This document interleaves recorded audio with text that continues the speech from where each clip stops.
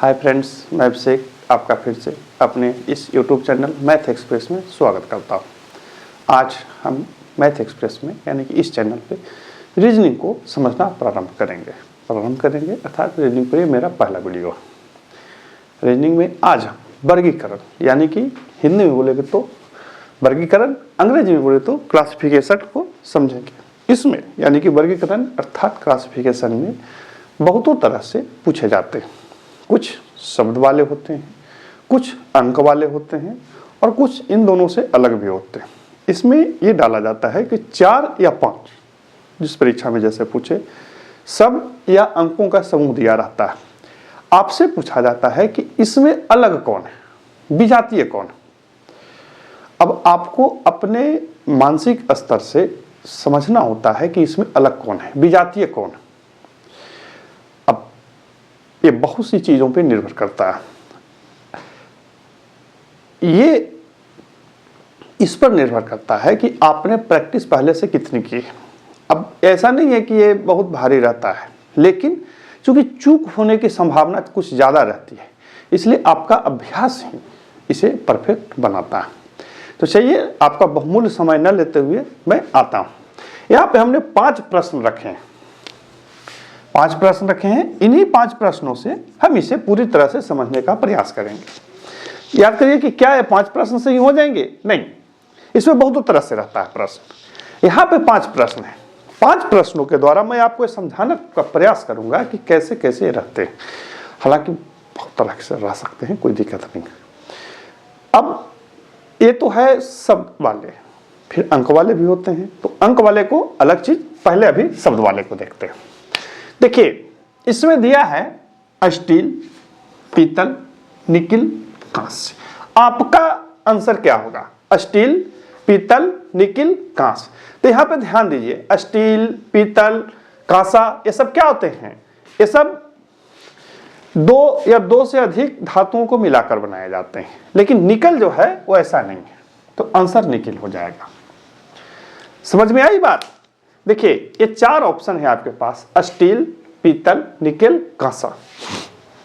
ये चारों में से 3 यानी कि स्टील, पीतल और कांसा 2 या 2 से अधिक धातुओं को मिलाकर बनाए जाते हैं। लेकिन निकल जो है वो ऐसा नहीं है, वो अकेला एक धातु। तो इसीलिए इसको क्या कह दिया, अलग कर दिया गया। बात समझ रहे हैं? अब इसी में आइए, अगला है शावक, हिरन, मेमना, बछड़ा। इसमें अलग क्या होगा? ध्यान दीजिए, शावक जो है वो शेर के बच्चा को कहा जाता है, मेमना बकरी के बच्चा या भेड़ के बच्चा को कहा जाता है, बछड़ा कहा जाता है गाय के बच्चा को। लेकिन हिरन तो एक जानवर है, तो हिरन अलग हो गया। तो हमारा आंसर बी हो जाएगा। समझ में आ रहा है कैसे भिन्न को छांटा जाता है? यहाँ पे हमने बच्चे के आधार पे छांटा, यहाँ पे हमने मिक्स या यौगिक या मिश्रण धातुओं या धातुओं के मिश्रण के आधार पे छांटा। अगला देखिए, बांसुरी, सैक्सोफोन, मंडोली, शहनाई, ये सारे वाद्य यंत्र हैं। ये सारे क्या हैं? वाद्य यंत्र हैं, बजाए जाते हैं। कौन कौन है? बांसुरी, सैक्सोफोन, मंडोली, शहनाई। फिर से समझिए, बांसुरी, सैक्सोफोन, मंडोली, शहनाई, इसमें अलग कौन होगा? तो ध्यान दीजिए, बांसुरी मुंह से फूंक के बजाई जाती है, सैक्सोफोन भी फूंक के बजाया जाता है, मंडोली फूंक के नहीं बजाया जाता है, शहनाई भी मुंह से फूंक के बनाया जाता है। तो आपका आंसर हो जाएगा मंडोली। मंडोली जो है वो मुंह से फूंककर नहीं बनाया जाता है, सॉरी, बजाया जाता है।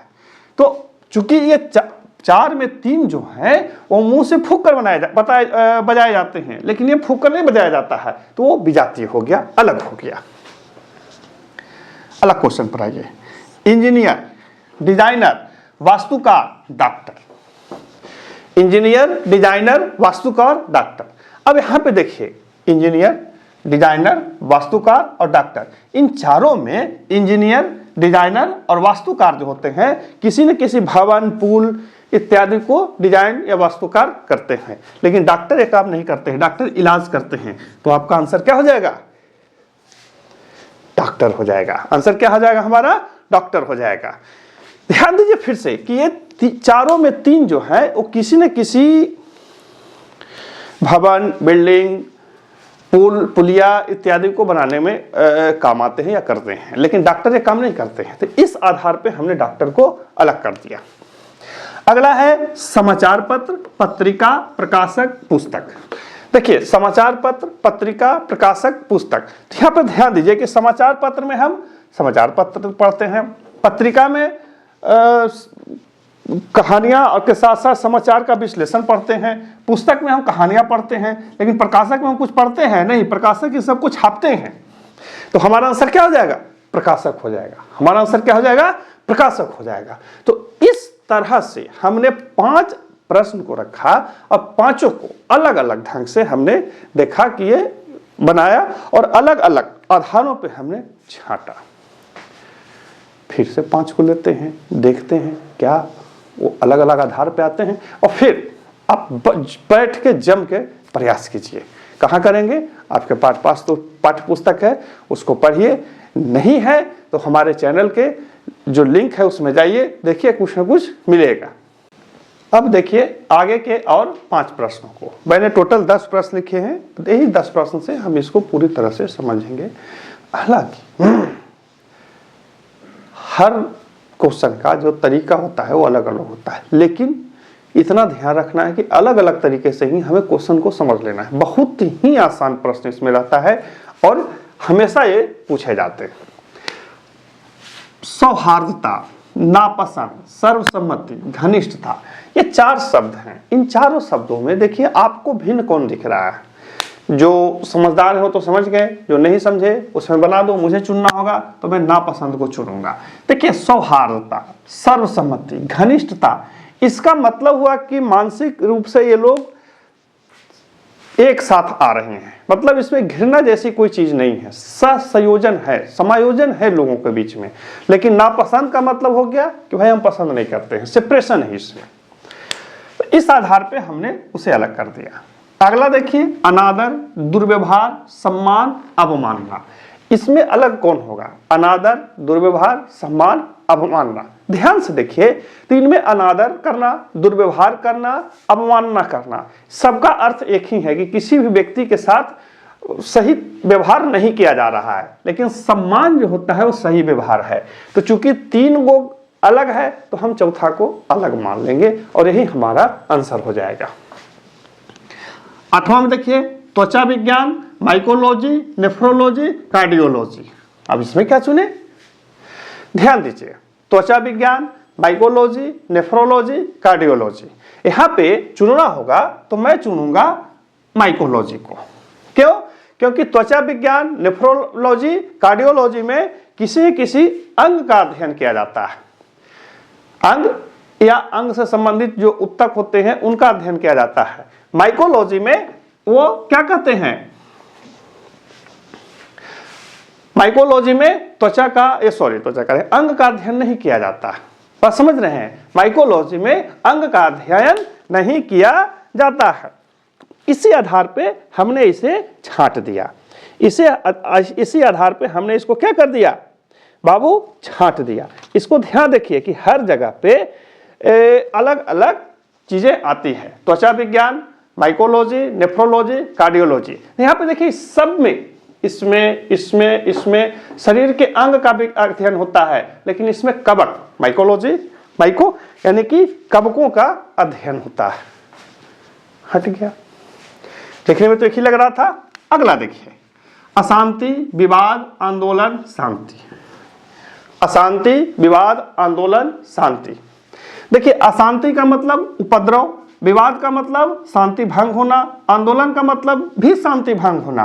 तीनों का मतलब एक ही है, शांति भंग होना, लेकिन यहाँ पे है शांति, पीस होना। इन तीनों का मतलब हुआ पीस को डिस्ट्रक्ट करना, तोड़ना, क्या कहते हैं उसको, अशांति को बढ़ावा देना। लेकिन यहाँ पे है शांति यानी कि पीस को बढ़ाना, तो हमने पीस यानी कि शांति को चुन लिया। यही हमारा आंसर होगा। अगला देखिए गिरगिट, मगरमच्छ, एलिगेटर, टिड्डी। गिरगिट, मगरमच्छ, एलिगेटर, टिड्डी। अब यहाँ पे ध्यान देखिए कि ये दोनों पानी में रहते हैं, ये सब पानी में नहीं रहते हैं। इस आधार पे छांटने लगेंगे तो गड़बड़ होने लगेगी। ध्यान दीजिए कि ये सभी सरीसृप वर्ग से आते हैं, ससर के चलते हैं, थोड़ा बहुत पैरों पे चलते हैं, लेकिन टिड्डी इसमें नहीं आता है। ये तीनों सरीसृप वर्ग से हैं और ये अलग वर्ग से है, तो हमने इसको टिक लगा दिया। तो इस आधार पे हमने इसे छांट दिया। बहुत से लोग जल में चलने वाले या इसमें ये भी कहेंगे कि सर टिड्डी छोटा होता है तो वो ले लेंगे, नहीं ऐसा नहीं है, गिरगिट भी छोटा होता है। छांटना इस आधार पे है कि वो सर्वमान्य हो। मैं जब 2010 में रेलवे देने गया था ना, तो वहाँ पे एक प्रश्न आया था, पहले याद था बता देते, अब भूल गए। उसमें जो छांटना था वो मैं खुद कंफ्यूज हो रहा था कि क्या छांटे, हमने उसको छोड़ दिया। अब जब बाहर निकले तो सारे लोग बोले कह रहे उतना आसान क्वेश्चन छोड़ दिए, क्या यार क्या पढ़ते हो। उन्होंने बोला भाई हमें समझ में नहीं आया, हमने छोड़ दिया। जितने भी लोगों ने बनाया था रेलवे के अनुसार सबका गलत हो गया। क्यों? क्योंकि अभी हम ये नहीं कह रहे हैं कि सबका ही गलत होगा, मेरे सर्किल में जितने थे सबके गलत हो गए। मैं ये नहीं कह रहा कि वो सही थे वो गलत थे, या रेलवे सही था या गलत था। मेरे कहने का मतलब है कि जब आप किसी को सही और गलत रीजनिंग में ठहरा रहे होते हैं तो सर्वमान्य होना चाहिए। ऐसा नहीं कि वो आपके अनुसार सही हो, मेरे अनुसार सही हो। अभी भी जब बच्चों को मैं पढ़ाता हूँ तो बहुत सारे बच्चों को जब क्या बोलते हैं अंक वाला रीजनिंग देता हूँ तो तरह तरह से बना कर दे देते हैं, सर इसका आंसर है, इसका ये आंसर है, जबकि सेट में वो नहीं रहता है, या जहाँ से मैं जिस माध्यम से लाता हूँ वहाँ नहीं रहता। तो जो माध्यम से देखता हूँ वहाँ पर उसका सही विश्लेषण किया रहता है, लेकिन जो बच्चे होते हैं वो विश्लेषण नहीं कर पाते हैं। ऐसा हम भी शुरुआत में किया करते थे। तो जब भी रीजनिंग को सीखिए ढंग से सीख लीजिए, क्योंकि रीजनिंग फुल मार्क्स देगा। रीजनिंग कितना मार्क्स देगा? फुल मार्क्स देगा, थोड़ी सी भी कटौती नहीं होगी। तो बने रहिए मेरे साथ, मेरे चैनल को लाइक और सब्सक्राइब कर लीजिए और इसी तरह से वीडियो का आनंद लेते रहिए। फिर मिलते हैं अगले वीडियो में, तब तक के लिए नमस्कार।